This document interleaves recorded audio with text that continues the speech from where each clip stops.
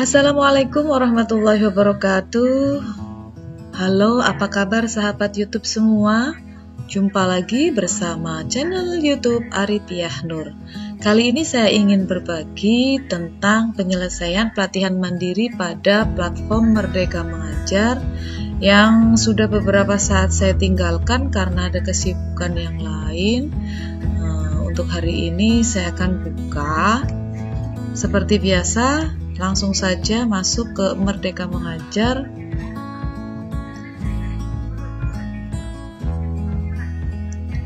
Nah, ini saya sudah masuk. Kita masuk saja ke mandiri, pelatihan mandiri. Nah, di sini ternyata saya sudah sampai pada kerjakan aksi nyata pada topik perencanaan pembelajaran SD paket A. Untuk kali ini saya ingin berbagi menyelesaikan aksi nyata pada topik 3 perencanaan pembelajaran SD paket A. Di sini ada 3 modul. Sudah saya ikuti semuanya dan kini saatnya saya harus menyelesaikan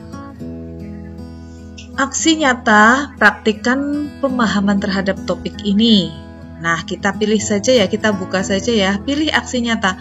Di sini pada topik perencanaan pembelajaran SD paket A ternyata ada 5 pilihan aksi nyata. Kita buka saja dulu. Yang pertama ada merumuskan alur tujuan pembelajaran atau ATP dan tujuan pembelajaran atau TP. Ini bisa dilaksanakan bagi guru. Kemudian yang kedua ada merumuskan pemahaman bermakna bagi guru juga. Membuat memodifikasi modul ajar, ini bisa dilaksanakan atau bisa dikerjakan oleh guru dan kepala sekolah. Yang keempat, merumuskan visi misi satuan pendidikan, ini untuk kepala sekolah. Dan yang terakhir, merefleksikan visi misi satuan pendidikan, ini untuk kepala sekolah. Nah, jadi di topik 3 ini, di topik perencanaan pembelajaran SD paket A, bagi guru bisa pilih jenis aksi nyata yang pertama, kedua, dan ketiga. Nah, kali ini saya ingin menyelesaikan aksi nyatanya dengan menggunakan jenis aksi nyata yang pertama, yaitu merumuskan alur tujuan pembelajaran atau ATP dan tujuan pembelajaran atau TP. Sekarang kita lihat dulu rinciannya. Nah, ini rinciannya. Bisa kita baca.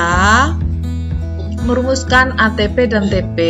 Yang pertama, pahami rasional tujuan dan karakteristik mata pelajaran Anda dengan membaca dokumen CP yang dikeluarkan oleh Kemdikbudristek.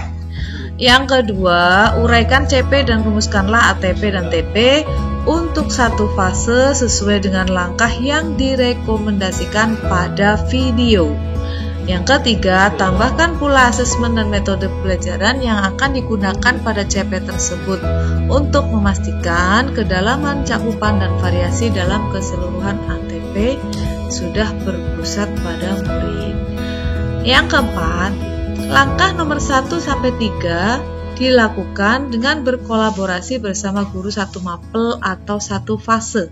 Langkah ini diharapkan membuat perencanaan menjadi leluasa dan penyampaian materi menjadi lebih efisien pada setiap fasenya. Nah, kebetulan saya sudah berkolaborasi bersama guru satu fase. Kemudian yang kelima, mengkomunikasikan ATP dan TP yang sudah dirumuskan kepada rekan sejawat. Boleh sesama guru mapel atau fase, atau bersama kepala sekolah atau pengawas sekolah. Kemudian yang keenam, mintalah umpan balik secara tertulis dan lampirkan dokumentasinya. Jumlah umpan balik minimal 3 orang. Umpan balik tersebut mencakup 2 pertanyaan sebagai berikut. Ini pertanyaannya 2 ini nanti dimasukkan pada formulir umpan balik, format umpan balik yang nanti akan disampaikan kepada teman guru. Lalu langkah yang ketujuh, unggah bukti dalam satu dokumen yang berisi ATP dan TP yang sudah dirumuskan, yaitu poin 1-3, kemudian dokumentasi umpan balik yang ada pada poin 6. Oke, saya mau pilih jenis aksi nyata yang pertama ini. Langsung kita pilih aksi nyata. Nah, setelah itu, melengkapi lembar aksi nyata, saya akan mulai lengkapi, klik mulai lengkapi, kemudian aktifkan aksi nyata sudah selesai dilakukan. Yang ini silang, kita klik supaya aktif dan tercentang. Kemudian kita klik ya dan lanjut. Nah, di sini kita ikuti langkah-langkahnya. Yang pertama, unggah dokumen aksi nyata Anda.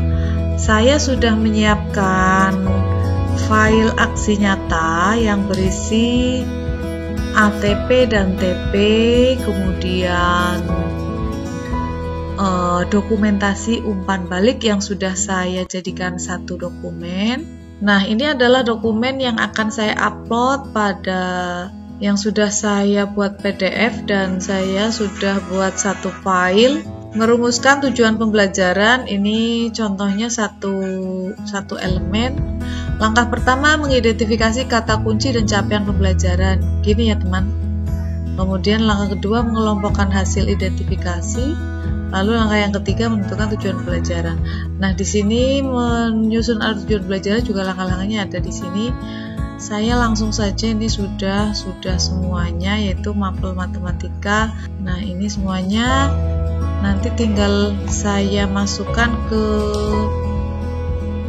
unggah dokumen aksi nyata Anda. Klik pilih file.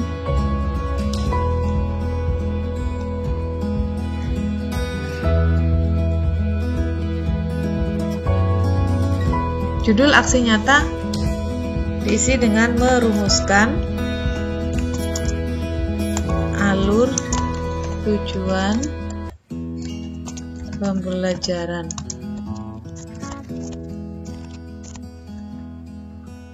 Kemudian kita isi, ceritakan proses Anda dalam merumuskan ATP dan TP.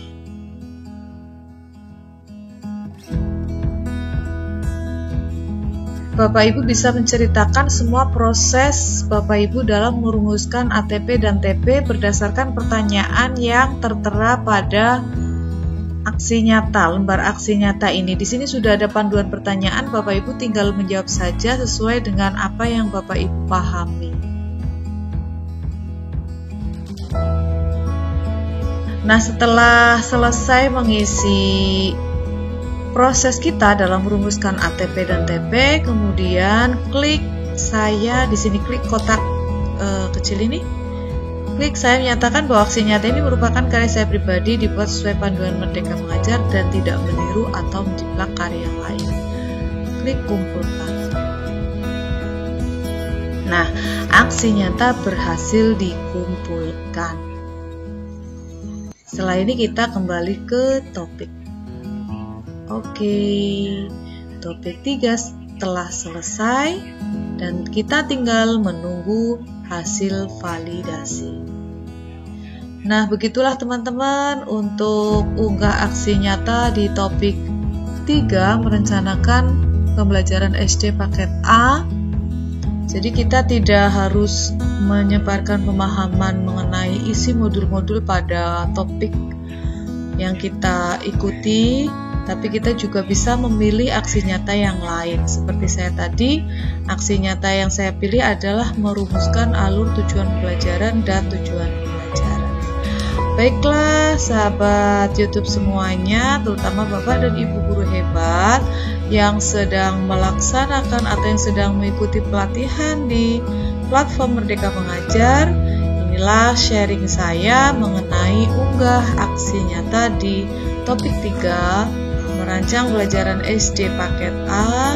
Semoga bermanfaat dan terima kasih. Salam sehat dan bahagia. Wassalamualaikum warahmatullahi wabarakatuh.